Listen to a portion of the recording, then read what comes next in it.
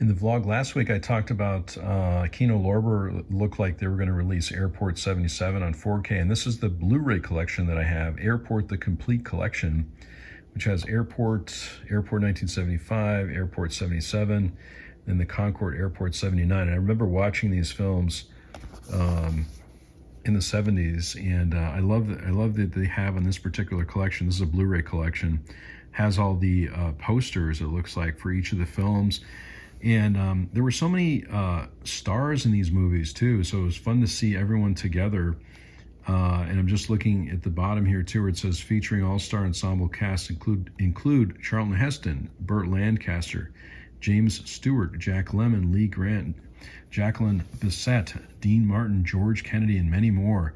So these are really interesting movies, and you know, again, these series of disaster movies that were done in the 70s, and I really like all of them. You can see, again, look at the photographs on the front. You can see a lot of people that were in, or a lot of the actors and actresses that were in movies and TV shows that you might enjoy were in these movies. So just thought I would share that as a follow-up from last week's vlog.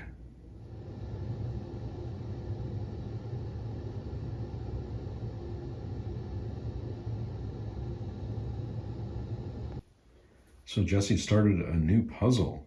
What's this new puzzle? I love this. It's called The Awakened Artifacts. This is a Magic Puzzle Company puzzle. I'm sure we'll show the cover once it doesn't have puzzle pieces in it. Sure. You got all the puzzle pieces. So you've started to do some sorting. These ones come in these like brown folders, and the pieces are inside. And then once you finish the puzzle, there's like a magic component. Oh yeah, right. Don't open this envelope until you finish the whole puzzle, yeah. And this is like an extra puzzle at the end, right? Yeah. These puzzles are really detailed, and they also come with this like Easter egg scavenger hunt list. So you could probably that's cool. You could probably do it just like with the puzzle picture, because it gets really, really detailed, but that's just like an added game that the puzzle comes with. Yeah, these are great, right? I mean, yeah, this one's fun because of the way it's like rainbow around. It's pretty cool. I like this area too with the rocket ship over here. Yeah. Isn't that a rocket ship, astronauts and stuff? Yeah, I just realized there's there's a whale. Oh yeah, wow. A tiger. And I started working on the Egyptian section because it's all very yellow and kind of central. Wow. And then I think something like there's always like the magic is like it adds to the picture, so I feel like this one is something to do with like a dinosaur, because there's like this bone here and a bunch of like footprints and stuff, so I feel like some stuff is like on the loose. That's great. And also like you can see here, I think I have this one, like this is broken, like the display is broken. Oh yeah. In that picture, and then like oh, I guess it's not the right, but like see, like this is like one of the cracks, so it's like it's like represented as like a star because it's broken in the picture, which I think is kind of cool. Yeah. Well, we think we might get some snow this week, and so puzzle season is in full swing. Full swing. It's in full swing. I've been mentioning in the vlog that I've been talking about watching Star Trek: The Original Series, and this was something I was interested in today. I think it's just come out for streaming, I believe now. This is on Fandango, but it's also on Amazon Prime, I think, Prime Video. William Shatner, You Can Call Me Bill, and I was watching a preview of it today, and it looked pretty good. Pretty inexpensive to get on demand. I think there is some physical media on a separate website, but I might just get this on demand. This is let us read it here. This is the first feature-length documentary dedicated to the life, career, and philosophy of William Shatner. Delves into his most fervent passions, hopes, and concerns through a thematic distillation of autobiographical songs and a kaleidoscope deep dive into the farthest reaches of his filmography to deliver an up-close, intimate portrait of his personal journey over 9 decades on the earth. So this is really interesting, and again, I think it's a good companion for my rewatch of Star Trek: The Original Series. So once I watch this, I'll have some reviews, some reaction to it. You can also follow me on Letterboxd too. Anything I'm watching, any movies that I'm watching, I usually will put a rating up there on Letterboxd, and I don't often write reviews, but I will give it a star rating on there.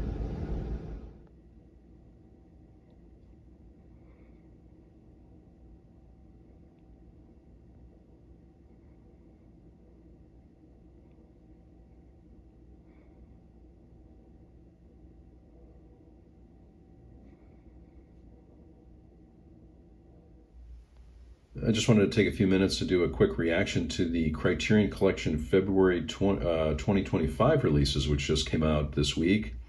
And I'm just going to go through these individually. I usually do a separate video for this, but I thought it'd be fun to include it in the vlog. The first one is this re-release of a Paul Thomas Anderson movie, which is already out on Blu-ray. And looks like it's going to be a 4K here too. One of my favorite Paul Thomas Anderson films. I'm a big fan of the director. And so I'm just looking on the website. I haven't really taken a detailed look at this, so this will be my reaction to the releases. I don't have a copy of this yet. I do have it on DVD, but not the Criterion release. So I'll plan to pick this one up. But you can see the 4K Blu-ray combo is $39.96, and the Blu-ray you can get. Of course, you can still get the DVD. This has a short 2002 piece by Anderson featuring Adam Sandler and Emily Watson, along with music by John Bryan. I really like John Bryan also as a musician. An interview with John Bryan, a program featuring behind-the-scenes footage of a recording session for the film's soundtrack, which looks really good. I'm pretty sure these are all the same extra features that are on the Blu-ray, but it'll be nice to get a 4K for those that are interested in that. Lots of extra features on this one. I don't have it. I've seen the film a couple of times, but I'm looking forward to this one. And that's coming out on February 4th, 2025, if you can believe it. The next one is a Godard film, King Lear. Again, I haven't seen this one. I'm a big fan of William Shakespeare, so this is the first English language narrative feature as a radical anti-adaptation of Shakespeare's masterpiece that finds the visionary filmmaker continuing to reinvent the syntax of cinema. Again, this is all on the website too, so if you're interested in the Criterion Collection, you can find this all on their website.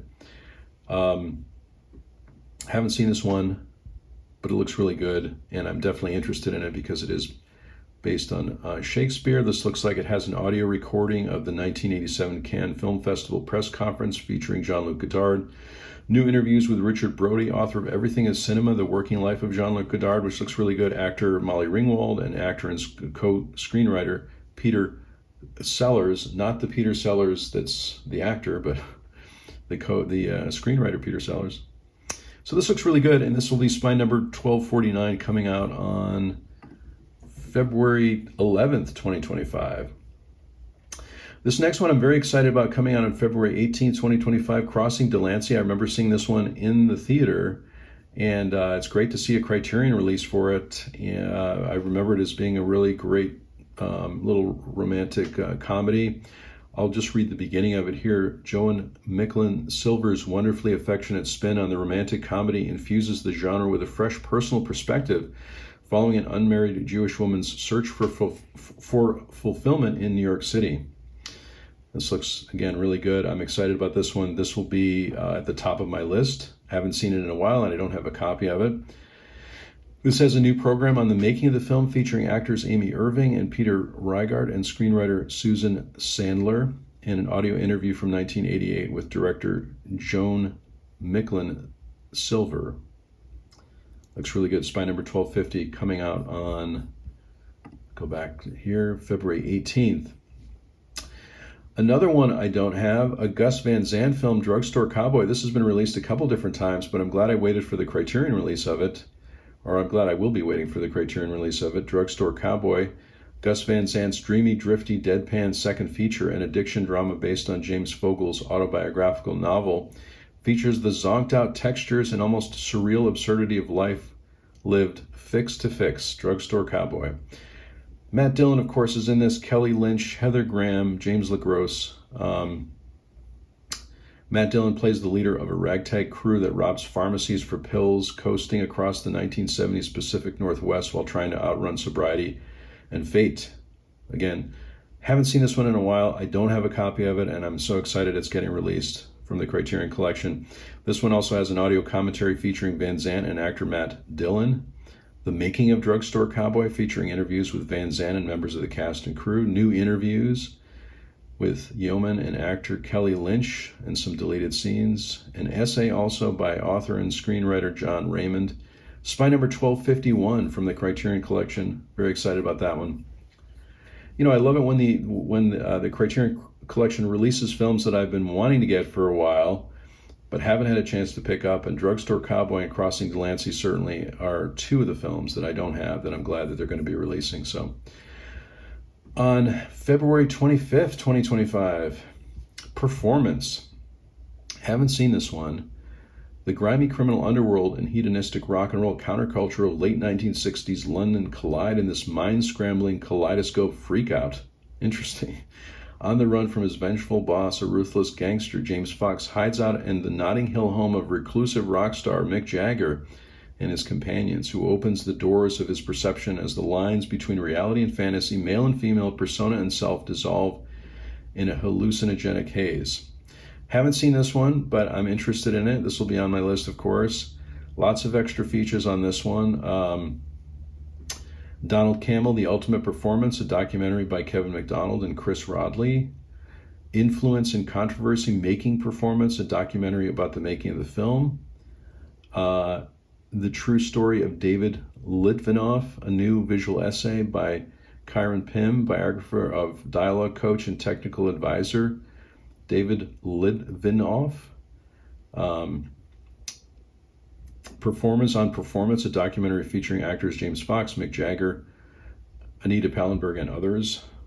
The Two Cockneys of Harry Flowers, a program on the dialogue overdubbing done for the U.S. version of the film. Lots of extra features on this one. It's coming out on February 25th, 2025. Can't believe we're talking about 2025 already. And finally, coming out also on February 25th, 2025, this is an update as well. I think this is the 4K for Kronos, the Guillermo del Toro film. I don't have this one, but it looks really good. Again, I'm happy if there's a re-release on 4K if I decide to get the 4K. But I believe this one's already out. It is spine number 551, so it is already out on Blu-ray. And this is the feature debut from Guillermo del Toro, a highly unorthodox tale about the seductiveness of the idea of immortality, which looks really good. 2 audio commentaries on this one. Geometria, an unreleased 1987 short horror film by del Toro, finished in 2010. Welcome to Bleak House, a tour by del Toro of his home office, featuring his personal collections. That looks really good. Interviews with the director, the cinematographer, and actors from the film. Lots of exciting releases from the Criterion Collection. As always, I'm happy to see so many new ones this time around, especially ones that I don't have. But let me know in the comments what you think of the announcement from Criterion for February 2025. I'm really excited about these, and many of these films will be at the top of my list. Criterion sent out an email celebrating their 40th anniversary, and we noticed that they just posted this on the website, the Criterion Closet van, which you can get for $25. It's a wooden toy. This looks pretty good, doesn't it? Yeah. I mean, this is going to have to go on the shelf, I think.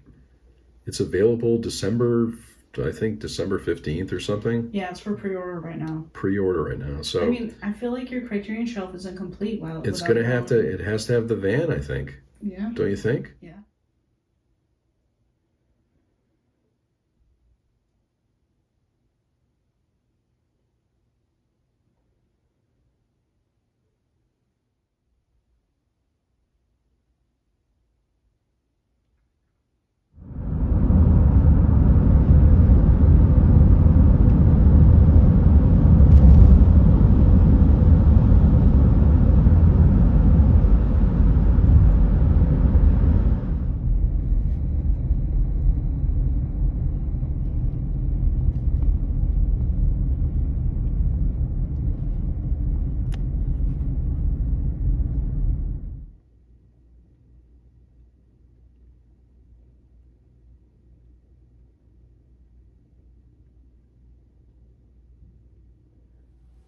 We're in the office on Friday. It is raining. I guess it's going to be raining for, 24 hours or something? We're already into the 24 hours of rain, but... Yeah, we're about halfway through. It's supposed to stop raining just in time for the sun to set. Yeah. So What was that thing we read? It's morning until 2 o'clock, and then it's nighttime. Yeah, they said, November is just morning until 2 and then night. And then nighttime. Which it kind of feels like, too, so... But we didn't, I just wanted to mention that I've just been watching at night Star Trek, the original series. I've been watching, almost done with season 2. We're on season 4 of Downton Abbey, so we've been watching that. Mm-hmm. And we're still watching Friends. We're watching Friends season 9. I think we're about halfway through season 9. So I haven't been watching a lot of films lately, but I need to get back to that. We've just been watching more TV shows, which sometimes happens, you know. Last night you watched the Billy Joel and Howard Stern from like last February, or no, it was like February of this year. I've been really into listening to Billy Joel lately for some reason, so I've watched a lot of interviews. I also watch a lot of interviews on YouTube. And we saw that, not just Billy Joel, but that Madison Square Garden show was on YouTube. We watched exactly. Maybe it still is, I don't know.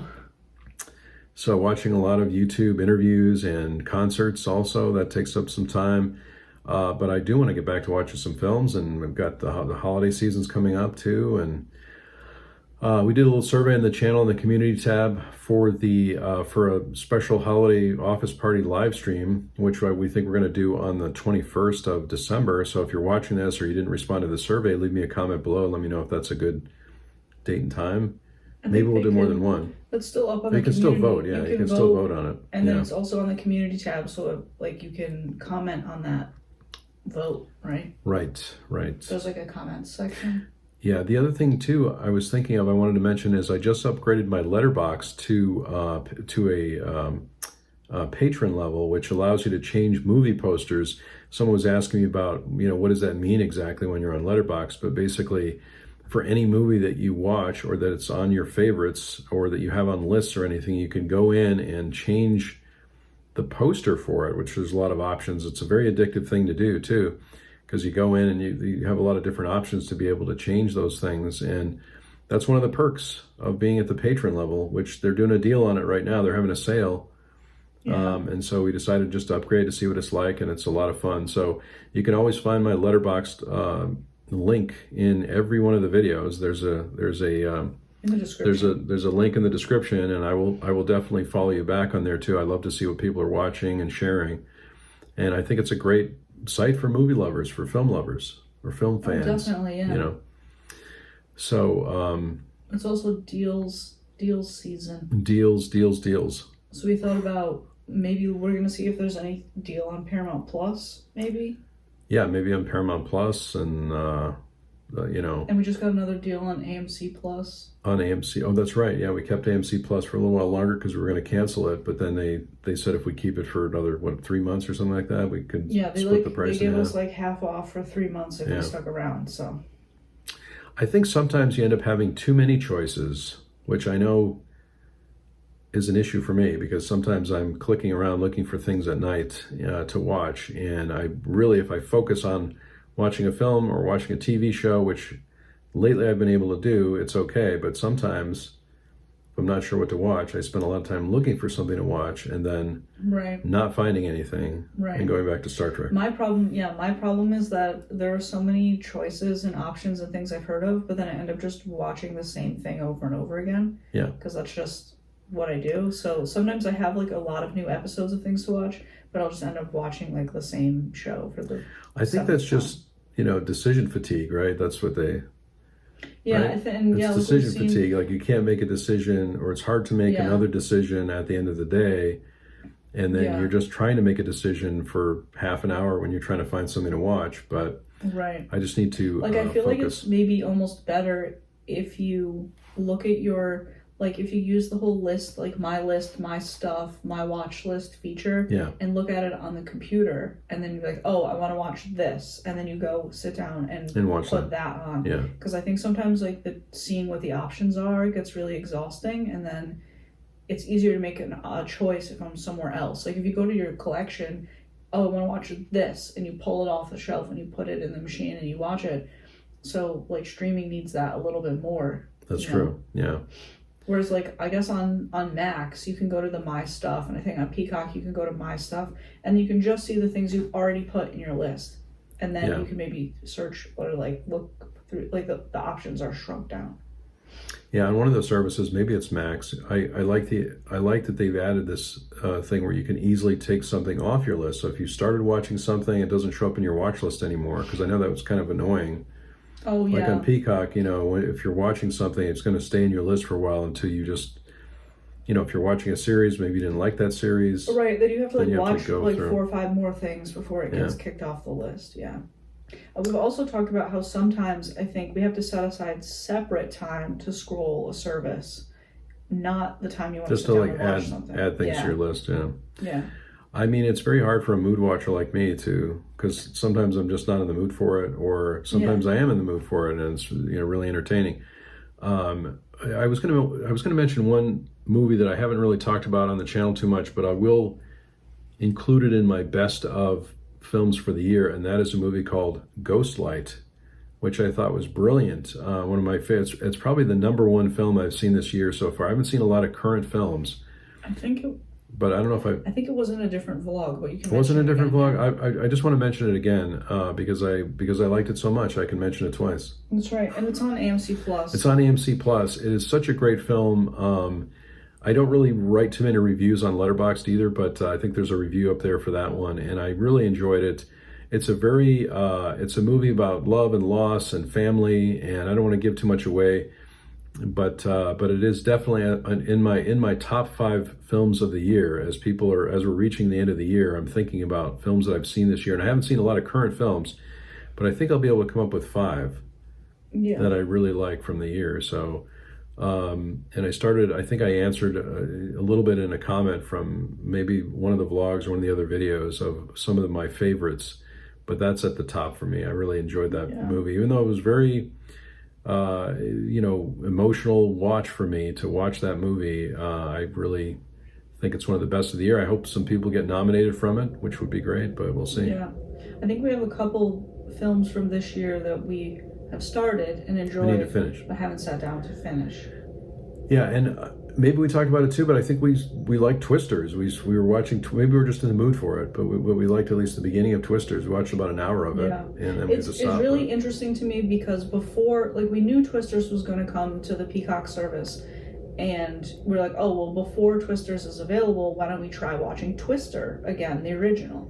And I think we got about 20 minutes into it, and we're like, this is okay, but it wasn't like as exciting as I remembered. And then we watched Twisters, and we watched an hour of Twisters, like the second one, but it's a 2-hour movie, and I think somehow we stopped at the same point in both movies. So we watched like 20 minutes of the first movie and an hour of the second movie, but like in terms of like following the same storyline, we stopped at the same point.